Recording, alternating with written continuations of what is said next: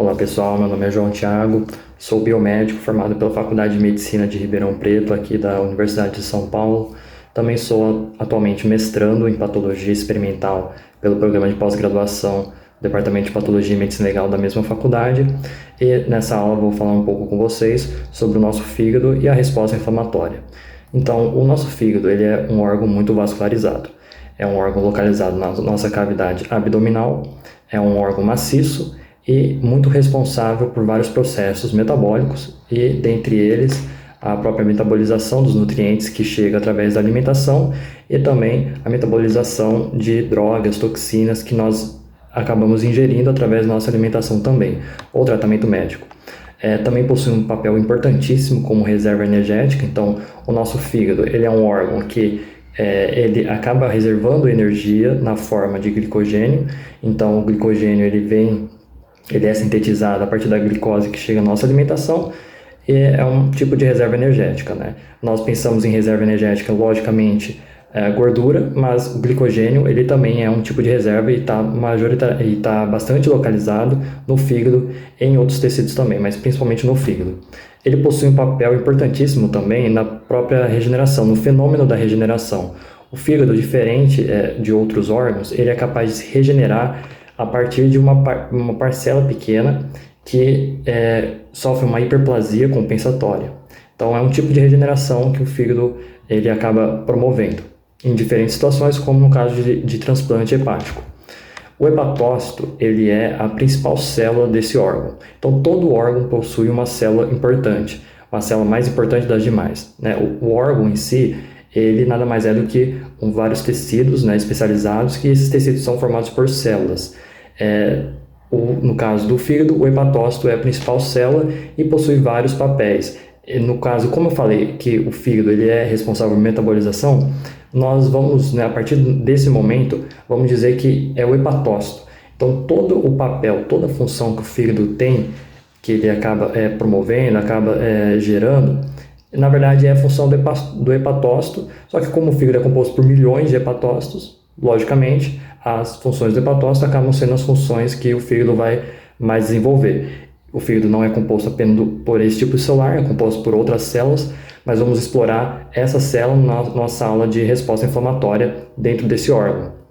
Então, metabolização de nutrientes, metabolização de carboidratos, metabolização de outras substâncias, na própria replicação celular, capacidade assim do fígado sofrer uma regeneração, como eu comentei. Então, todas essas, e a captação também de nutrientes a partir do sangue em direção aos hepatócitos, então todas essas funções são funções a nível celular que se refletem a nível de órgão num contexto em que o fígado é composto por vários milhões dessas células. Agora um pouco sobre a resposta inflamatória.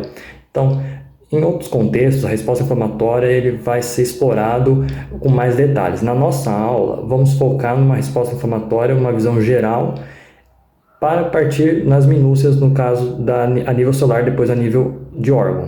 Então, a resposta inflamatória é uma consequência que as células acabam fazendo a partir de uma agressão. Então, a nível celular se dá uma resposta inflamatória. Essa resposta inflamatória, logicamente, vai gerar uma resposta a nível sistêmico, uma vez que, como comentei, órgãos e sistemas são compostos por milhões dessas células. Então, ocorre em todo tipo celular é passível de resposta inflamatória, e ela pode ser dividida em resposta inflamatória aguda, de caráter de um tempo mínimo, de uma intensidade alta, mas com uma duração pequena, e uma resposta inflamatória crônica, de um caráter, de uma intensidade baixa, mas por uma longa duração, às vezes até cronicamente, ou seja, por tempo indeterminado. Então, essa resposta nada mais é do que uma tentativa da célula, digamos assim, de pedir socorro para que outras células, no caso as células do nosso sistema imune, venham ajudar e venham acabar com essa agressão. Os sinais que nós podemos ver, os sinais cardinais da inflamação, são sinais a nível sistêmico. Então, no momento que a célula ela acaba gerando toda uma via de sinalização devido a essa agressão, se refletem a nível sistêmico nesses sinais, que são 5. 4 foram descobertos durante a Roma Antiga, o quinto é o mais recente, né? De mais recente, digo, alguns séculos atrás. Mas quais são eles? O primeiro é o sinal cardinal do calor, o segundo é o da rubor, o terceiro é o do edema ou inchaço e o quarto é o da dor. O quinto é o mais recente, como eu comentei, que é a perda de função. Então, todos esses sinais eles são consequências da resposta inflamatória. Então, o calor ele é consequência do aumento do fluxo de sangue. Esse fluxo de sangue vai gerar esse calor e, logicamente, vai gerar uma vermelhidão local devido a esse influxo. O influxo ele vai gerar um aumento da pressão e extravasamento do líquido do plasma sanguíneo para o meio extracelular, e esse extravasamento vai gerar um inchaço, já que esse líquido ele não vai sair, ele vai ficar preso naquele foco inflamatório. E além desse inchaço atingir nervos, atingir terminações nervosas, a própria quantidade de moléculas pró-inflamatórias vão gerar uma ativação de sensores de dor, sensores nociceptivos, que vão gerar o quarto sinal, que é a dor. E a perda de função é quando esses quatro sinais eles são ativamente mantidos. A consequência é a perda de função se a inflamação não é cortada. Ou, no caso, o agente agressor é retirado e as funções voltem à situação de situação normal, fisiológica. Então, por que isso é importante? Porque não é apenas alguns tipos de agressores que acabam gerando uma resposta inflamatória. O nosso fígado ele está em constante ataque. Então, uma vez que nosso fígado ele é capaz de metabolizar, a principal função dele é fazer esse metabolismo energético a partir daquilo que nós nos alimentamos. Então, proteínas, carboidratos, gorduras, eles acabam sendo ingeridos na nossa alimentação, caem no nosso estômago, são digeridos, absorvidos nos nossos intestinos, e o sangue rico desses nutrientes vai diretamente ao fígado, e no fígado os hepatócitos, que é a principal célula, vão fazer essa metabolização, essa captação desses nutrientes e metabolizar eles. Metabolizar é transformar eles. Então, nutrientes um pouco mais complexos vão ser transformados, por exemplo, em glicose, e essa glicose é captada e vai acabar sendo reservada na forma de glicogênio, que é um tipo de reserva energética. O fígado, então, ele pode ser passivo de vários agressores. Então, agressores principalmente que vêm da nossa alimentação, ou seja, álcool, drogas, excesso de gorduras em comidas, né? E micro-organismos e micotoxinas que acabam caindo também na alimentação podem vir. Alguns micro-organismos infectam ativamente o fígado, não necessariamente a partir da nossa alimentação, né, como algumas doenças parasitárias, e esses micro-organismos vão gerar, sim, um tipo de ataque, né, um tipo de resposta inflamatória no fígado. O tipo de resposta inflamatória vai depender principalmente do agressor e também vai depender do tipo da doença, né, do fenótipo geral, se apenas infecta o fígado, enfim. Outras funções, outros fatores também determinam o tipo de resposta inflamatória.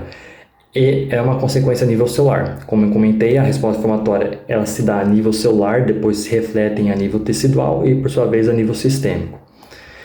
Nos hepatócitos sob ataque, então, o que nós podemos dizer? No primeiro momento, é uma resposta inflamatória aguda. Então, o agressor, no caso, vamos dar o exemplo, o principal agressor, álcool, né? O etilismo, ele é um principal agressor do nosso fígado. Então, o álcool ele vai gerar uma disrupção das vias de sinalização, do metabolismo a nível do hepatócito, e essa resposta inflamatória vai ser de um caráter agudo num primeiro momento, uma vez que o álcool ele se dá aquele pico no momento da ingesta, e depois ele vai passando com o tempo, mesmo se a pessoa vai tomando álcool mesmo durante várias horas, uma hora há essa parada, né? É impossível, na verdade ele iria morrer antes de passar por um efeito de inflamação crônica. Então, a nível agudo, nesse exemplo, o álcool ele vai gerar um tipo de lesão nos hepatócitos, que vai gerar principalmente a perda de função deles. Então o indivíduo começa a perder metabólitos, então vai perder a capacidade de metabolizar corretamente, e isso tudo vai gerar dores, enfim, toda aquela característica que a gente sabe que se dá com a ingestão de álcool agudamente. Um indivíduo que mantém, nesse mesmo exemplo do álcool, mas com muitos dias, né, ele toma álcool há anos, vai acabar desenvolvendo uma resposta inflamatória crônica. Então, como a gente pode ver nessa balança, o tempo é o fator que vai ditar o tipo de resposta inflamatória. O agressor constantemente lá agindo na célula, por sua vez no órgão, ele vai manter a inflamação crônica. Então, no momento ela era aguda, por causa que o tempo era pequeno, mas o tempo acabou passando a ser mais longo, o período de tempo foi mais longo, e o agressor está lá constantemente indo naquele alvo. Então, isso vai gerar uma resposta inflamatória crônica. E quais são as consequências dessa cronicidade? No fígado e em outros órgãos, a principal consequência de uma resposta inflamatória crônica vai gerar realmente a morte celular por necrose. Essa morte celular é uma morte diferente daquela morte programada que a gente viu no ensino médio, aquela morte em que a célula ela se autodestrói.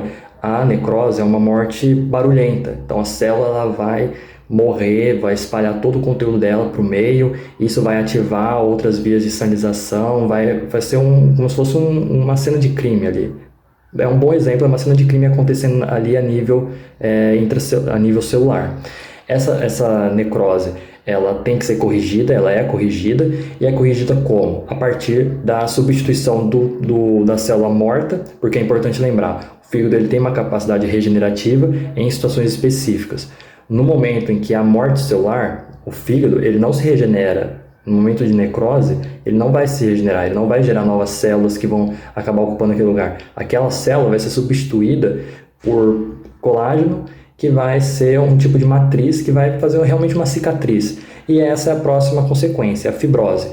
A fibrose é uma cicatrização. Cicatrização, ela pode parar em um determinado momento, mas se acontecer vários eventos de necrose seguida de cicatrização, o fígado ele vai começar a sofrer um processo chamado de cirrose, que é onde a maior parte das células específicas, então todas aquelas funções dos hepatócitos, elas são perdidas, porque os hepatócitos estão morrendo e está sendo substituído por cicatriz. Então ele vai realmente perder essa função. E aí então, um fígado cirrótico, ele é um fígado que vai passar por um processo de perda de função. E a perda de função é a falência hepática. Então, as consequências no fígado vão ser, como eu comentei, a fibrose.